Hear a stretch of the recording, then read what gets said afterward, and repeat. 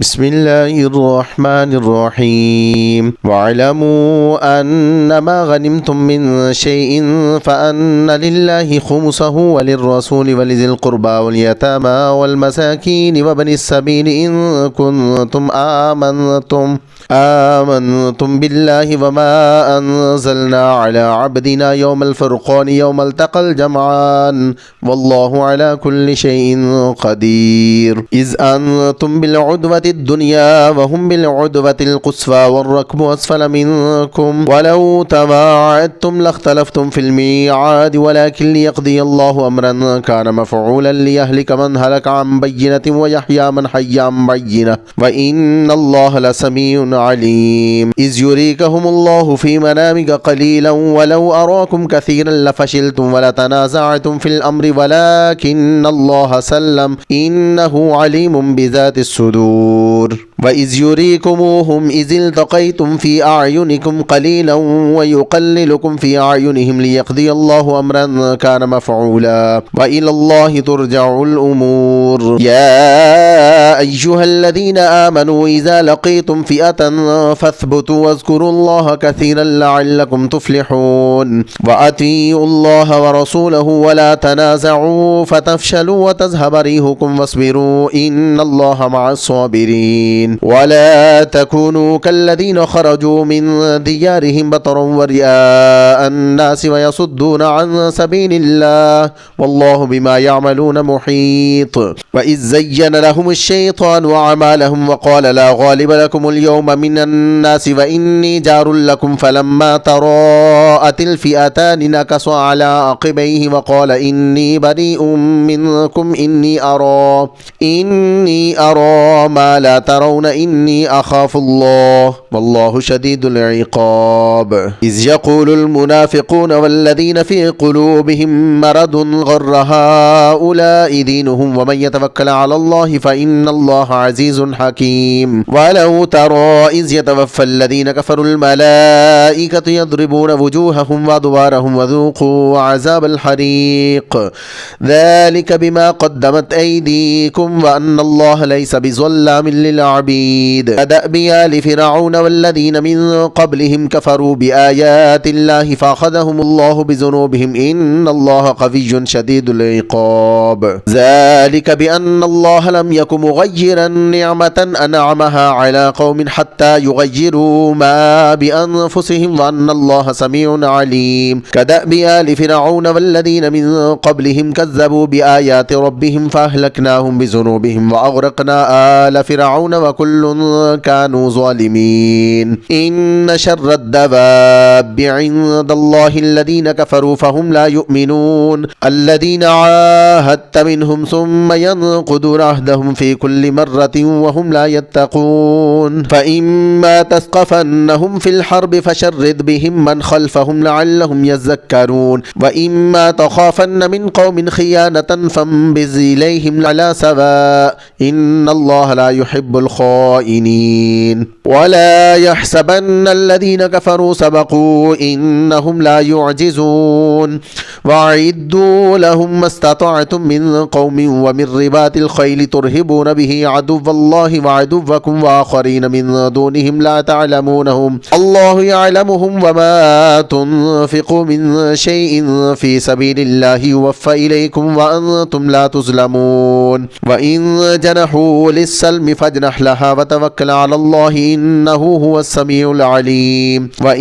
يريدوا أن يخدعوك فإن حسبك الله هو الذي أيدك بنصره وبالمؤمنين وألف بين قلوبهم لو أنفقت ما في الأرض جميعا ما ألفت بين قلوبهم ولكن الله ألف بينهم إنه عزيز حكيم يا أيها النبي حسبك الله ومن اتبعك من المؤمنين يا أيها النبي حرض المؤمنين على القتال إن يكن منكم 20 صابرون يغلبوا 200 وإن يكن منكم 100 يغلبوا 1000 من الذين كفروا بأنهم قوم لا يفقهون الآن خفف الله عنكم وعلم أن فيكم ضعفا إن يكن منكم 100 صابرة يغلبوا 200 وإن يكن منكم 1000 يغلبوا 2000 بإذن الله والله مع مع الصابرين ما كان لنبي أن يكون له أسرى حتى يسخن في الأرض تريدون عرض الدنيا والله يريد الآخرة والله عزيز حكيم لولا كتاب من الله سبق لمسكم فيما أخذتم عذاب عظيم فكلوا مما غنمتم حلالا طيبا واتقوا الله إن الله غفور رحيم يا أيها النبي قل لمن في أيديكم من الأسرى إن يعلم الله في قلوبكم خيرا يؤتكم خيرا مما أخذ منكم ويغفر لكم والله غفور رحيم إن يريدوا خيانتك فقد خانوا الله من قبل فأمكن منهم والله عليم حكيم إن الذين آمنوا وهاجروا وجاهدوا بأموالهم وأنفسهم في سبيل الله والذين آووا ونصروا أولئك بعضهم أولياء بعض والذين آمنوا ولم يهاجروا ما لكم من ولايتهم من شيء حتى يهاجروا فإن استنصروكم في الدين فعليكم النصر إلا على قوم بينكم وبينهم ميثاق والله بما تعملون بصير والذين كفروا بعضهم أولياء بعض إلا تفعلوه تكن فتنة في الأرض وفساد كبير الذين آمنوا وهاجروا وجاهدوا في سبيل الله والذين آووا ونصروا أولئك هم المؤمنون حقا لهم مغفرة ورزق كريم والذين آمنوا من بعد وهاجروا وجاهدوا معكم فأولئك منكم وأولو الأرحام بعضهم أولى ببعض في كتاب الله إن الله بكل شيء عليم براءة من الله ورسوله إلى الذين عاهدتم من المشركين فسيحوا في الأرض 4 أشهر واعلموا أنكم غير معجز الله وأن الله مخزي الكافرين فأذان من الله ورسوله إلى الناس يوم الحج الأكبر أن الله بريء من المشركين ورسوله فإن تبتم فهو خير لكم وإن توليتم فاعلموا أنكم غير معجز الله وبشر الذين كفروا بعذاب عليم إلا الذين عاهدتم من المشركين ثم لم ينقصوكم شيئا ولم يظاهروا عليكم أحدا فأتموا إليهم عهدهم إلى مدتهم إن الله يحب المتقين فإذا انسلخ الأشهر الحرم فاقتلوا المشركين حيث وجدتموهم واخزوهم واقصروهم واقعدوا لهم كل مرصد فإن تابوا وأقاموا الصلاة وآتوا الزكاة فخلوا سبيلهم إن الله غفور رحيم وإن أحد من المشركين استجارك فاجره حتى يسمع كلام الله ثم أبلغه مأمنه ذلك بأنهم قوم لا يعلمون كيف يكون للمشركين عهد عند الله وعند رسوله إلا الذين عاهدتم عند المسجد الحرام فما استقاموا لكم فاستقيموا لهم إن الله يحب المتقين كيف وإن يظهروا عليكم لا يرقبوا فيكم إلا ولا ذمة يرضونكم بأفواههم وتأبى قلوبهم وأكثرهم فاسقون اشتروا بآيات الله ثمنا قليلا فصدوا عن سبيله إنهم ساء ما كانوا يعملون لا يرقبون في مؤمن إلا ولا ذمة وأولئك هم المعتدون فإن تابوا وأقاموا الصلاة وآتوا الزكاة فإخوانكم في الدين ونفصل الآيات لقوم يعلمون فإن نكثوا أيمانهم من بعد عهدهم وطعنوا في دينكم فقاتلوا أئمة الكفر إنهم لا أيمان لهم لعلهم ينتهون ألا تقاتلون قوما نكثوا أيمانهم وهموا بإخراج الرسول وهم بدؤوكم أول مرة أتخشونهم فالله أحق أن تخشوه إن كنتم مؤمنين قاتلوهم يعذبهم الله بأيديكم ويخزهم وينصركم عليهم ويشفي صدور قوم مؤمنين ويذهب غيظ قلوبهم ويتوب الله على من يشاء والله عليم حكيم أم حسبتم أن تتركوا ولما يعلم الله الذين جاهدوا منكم ولم يتخذوا من دون الله ولا رسوله ولا المؤمنين وليجة والله خبير بما تعملون ما كان للمشركين أن يعمروا مساجد الله شاهدين على أنفسهم بالكفر أولئك حبطت أعمالهم وفي النار هم خالدون إنما يعمر مساجد الله من آمن بالله واليوم الآخر وأقام الصلاة وآتى الزكاة ولم يخش إلا الله فعسى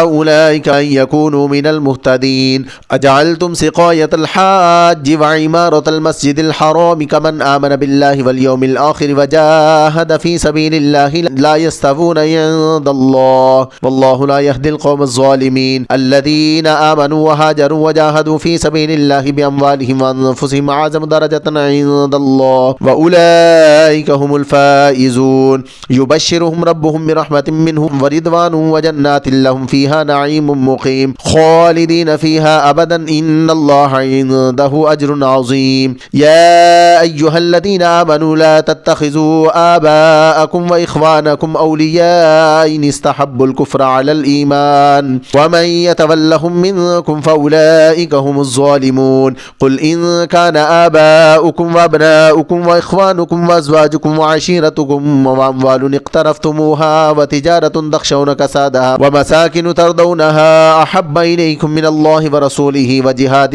في سبيله فتربصوا حتى يأتي الله بأمره والله لا يهدي القوم الفاسقين لقد نصركم الله في مواطن كثيرة ويوم حنين إذ أعجبتكم كثرتكم فلم تغن عنكم شيئا وضاقت عليكم الأرض بما رحبت ثم وليتم مدبرين ثم أنزل الله سكينته على رسوله وعلى المؤمنين وأنزل جنودا لم تروها وعذب الذين كفروا وذلك جزاء الكافرين ثم يتوب الله من بعد ذلك على من يشاء والله غفور رحيم يا أيها الذين آمنوا إنما المشركون نجس فلا يقربوا المسجد الحرام بعد عامهم هذا وإن خفتم عيلة فسوف يغنيكم الله من فضله إن شاء إن الله عليم حكيم قاتلوا الذين لا يؤمنون بالله ولا باليوم الآخر ولا يحرمون ما حرم الله ورسوله ولا يدينون دين الحق من الذين أوتوا الكتاب حتى يعطوا الجزية عن يد وهم صاغرون وقالت اليهود عزير بن الله وقالت النصارى المسيح بن الله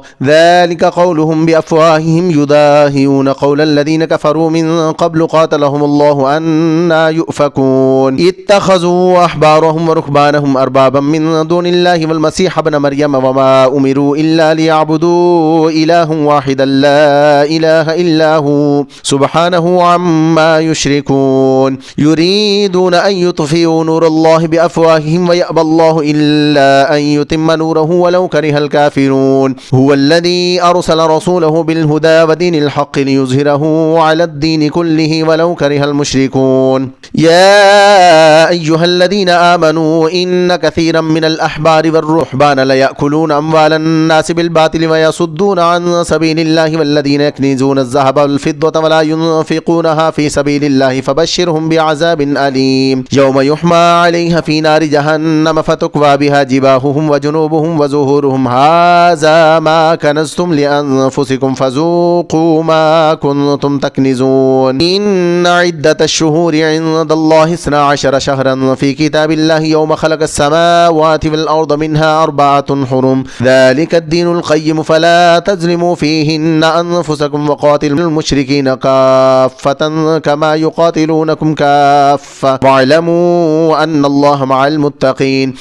إنما النسيء زيادة في الكفر يضل به الذين كفروا يحلونه عاما ويحرمونه عاما ليواتوا عدة ما حرم الله فيحلوا ما حرم الله زين لهم سوء أعمالهم والله لا يهدي القوم الكافرين يا أيها الذين آمنوا ما لكم إذا قيل لكم انفروا في سبيل الله ثاقلتم إلى الأرض أرضيتم بالحياة الدنيا من الآخرة فما متاع الحياة الدنيا في الآخرة إلا قليل إلا تنفروا يعذبكم عذابا أليما ويستبدل قوما غيركم ولا تضروه شيئا والله على كل شيء قدير إلا تنصروه فقد نصره الله إذ أخرجه الذين كفروا ثاني اثنين إذ هما في الغار إذ يقول لصاحبه لا تحزن إن الله معنا فأنزل الله سكينته عليه وأيده بجنود لم تروها وجعل كلمة الذين كفروا السفلى وكلمة الله هي العليا والله عزيز حكيم انفروا خفافا وثقالا وجاهدوا بأموالكم وأنفسكم في سبيل الله ذلكم خير لكم إن كنتم تعلمون لو كان عرضا قريبا وسفرا قاصدا لاتبعوك ولكن بعدت عليهم الشقة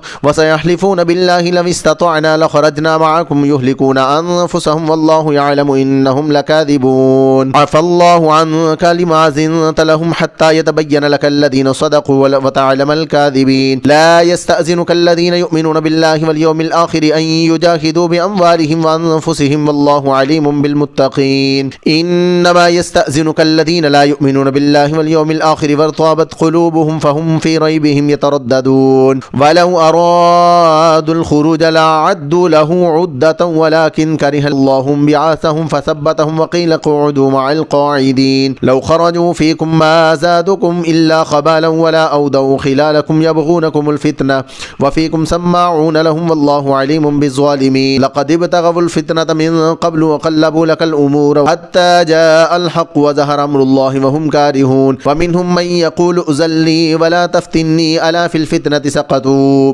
وإن جهنم لمحيطة بالكافرين إن تصبك حسنة تسؤهم وإن تصبك مصيبة يقولوا قد أخذنا أمرنا من قبل ويتولوا وهم فرحون قل لن يصيبنا إلا ما كتب الله لنا هو مولانا وعلى الله فليتوكل المؤمنون قل هل تربصون بنا إلا إحدى الحسنيين ونحن نتربص بكم أن يصيبكم الله بعذاب من عنده أو بأيدينا فتربصوا إنا معكم متربصون قل أنفقوا طوعا أو كرها لن يتقبل منكم إنكم كنتم قوما فاسقين وما منعهم أن تقبل منهم نفقاتهم إلا أنهم كفروا بالله وبرسوله ولا يأتون الصلاة إلا وهم كسالى ولا ينفقون إلا وهم كارهون فلا تعجبك أموالهم ولا أولادهم إنما يريد الله ليعذبهم بها في الحياة الدنيا وتزهق أنفسهم وهم كافرون ويحلفون بالله إنهم لمنكم وما هم منكم ولكنهم قوم يفرقون لو يجدون ملجأ أو مغارات أو مدخلا لولوا إليه وهم يجمعون ومنهم من يلمزك في الصدقات فإن أعطوا منها رضوا وإن لم يعطوا منها إذا هم يسخطون ولو أنهم رضوا ما آتاهم الله ورسوله وقالوا حسبنا الله سيؤتينا الله من فضله ورسوله إنا إلى الله راغبون إنما الصدقات للفقراء والمساكين والعاملين عليها والمؤلفة قلوبهم وفي الرقاب والغارمين وفي سبيل الله وابن السبيل فريضة من الله والله عليم حكيم ومنهم الذين يؤذون النبي ويقولون هو أذن قل أذن خير لكم يؤمن بالله ويؤمن للمؤمنين ورحمة للذين آمنوا منكم والذين يؤذون رسول الله لهم عذاب أليم يحلفون بالله لكم ليرضوكم والله ورسوله أحق أن يرضوه إن كانوا مؤمنين ألم يعلموا أنه من يحادد الله ورسوله فأن له نار جهنم خالدا فيها ذلك الخزي العظيم يحذر المنافقون أن تنزل عليهم سورة تنبئهم بما في قلوبهم قل استهزئوا إن الله مخرج ما تحذرون ولئن سألتهم ليقولن إنما كنا نخوض ونلعب قل أبالله وآياته ورسوله كنتم تستهزئون لا تعتذروا قد كفرتم بعد إيمانكم إن نعفو عن طائفة منكم نعذب طائفة بأنهم كانوا مجرمين المنافقون والمنافقات بعضهم من بعض يأمرون بالمنكر وينهون عن المعروف ويقبضون أيديهم نسوا الله فنسيهم إن المنافقين هم الفاسقون وعد الله المنافقين والمنافقات والكفار نار جهنم خالدين فيها هي حسبهم ولعنهم الله ولهم عذاب مقيم كالذين من قبلكم كانوا أشد منكم قوة وأكثر أموالا وأولادا فاستمتعوا بخلاقهم فاستمتعتم بخلاقكم كما استمتع الذين من قبلكم بخلاقهم وخذتم كالذي خاضوا أولئك حبطت أعمالهم في الدنيا والآخرة وأولئك هم الخاسرون ألم يأتهم نبأ الذين من قبلهم قوم نوح وعاد وثمود وقوم إبراهيم وأصحاب مدين والمؤتفكات أتتهم رسلهم بالبينات فما كان الله ليظلمهم ولكن كانوا أنفسهم يظلمون والمؤمنون والمؤمنات بعضهم أولياء بعض يأمرون بالمعروف وينهون عن المنكر ويقيمون الصلاة ويؤتون الزكاة ويطيعون الله ورسوله أولئك سيرحمهم الله إن الله عزيز حكيم وعد الله المؤمنين والمؤمنات جنات تجري من تحتها الأنهار خالدين فيها ومساكن طيبة في جنات عدن ورضوان من الله أكبر ذلك هو الفوز العظيم يا أيها النبي جاهد الكفار والمنافقين واغلظ عليهم ومأواهم جهنم وبئس المصير يحلفون بالله ما قالوا ولقد قالوا كلمة الكفر وكفروا بعد إسلامهم وهموا بما لم ينالوا وما نقموا إلا أن أغناهم الله ورسوله من فضله فإن يتوبوا يك خيرا لهم وإن يتولوا يعذبهم الله عذابا عليما في الدنيا والآخرة وما لهم في الأرض من ولي ولا نصير ومنهم من عاهد الله لئن آتانا من فضله لنصدقن ولنكونن من الصالحين فلما آتاهم من فضله بخلوا به وتولوا وهم معرضون فعاقبهم نفاقا في قلوبهم إلى يوم يلقونه بما أخلفوا الله ما وعدوه بما كانوا يكذبون ألم يعلموا أن الله يعلم سرهم ونجواهم وأن الله علام الغيوب الذين يلمزون المتطوعين من المؤمنين في الصدقات والذين لا يجدون إلا جهدهم فيسخرون منهم سخر الله منهم ولهم عذاب عليم استغفر لهم أو لا تستغفر لهم إن تستغفر لهم 70 مرة فلن يغفر الله لهم ذلك بأنهم كفروا بالله ورسوله والله لا يهدي القوم الفاسقين فرح المخلفون بمقعدهم خلاف رسول الله وكرهوا أن يجاهدوا بأموالهم وأنفسهم في سبيل الله وقالوا لا تنفروا في الحر قل نار جهنم أشد حرا لو كانوا يفقهون فليضحكوا قليلا وليبكوا كثيرا جزاء بما كانوا يكسبون فإن رجعك الله إلى طائفة منهم فاستأذنوك للخروج فقل لن تخرجوا معي عبدا ولن تقاتلوا معي عدوا إنكم رضيتم بالقعود أول مرة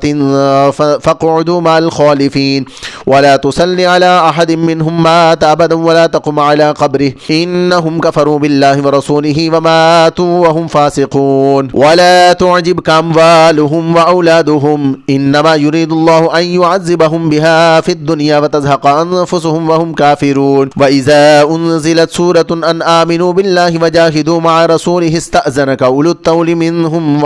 وقالوا ذرناكم مع القاعدين رضوا بأن يكونوا مع الخوالف وطبع على قلوبهم فهم لا يفقهون لكن الرسول والذين آمنوا معه جاهدوا بأموالهم وأنفسهم وأولئك لهم الخيرات وأولئك هم المفلحون أعد الله لهم جنات تجري من تحتها الأنهار خالدين فيها ذلك الفوز العظيم وجاء المعذرون من الأعراب ليؤذن لهم وقعد الذين كذبوا الله ورسوله سيصيب الذين كفروا منهم عذاب أليم ليس على الضعفاء ولا على المرضى ولا على الذين لا يجدون ما ينفقون حرج إذا نصحوا لله ورسوله ما على المحسنين من سبيل والله غفور رحيم ولا على الذين إذا ما أتوك لتحملهم قلت لا أجد ما أحملكم عليه تولوا وعينهم تفيض من الدمع حزنا ألا يجدوا ما ينفقون إنما السبيل على الذين يستأذنونك وهم أغنياء رضوا بأن يكونوا مع الخوالف وطبع الله على قلوبهم فهم لا يعلمون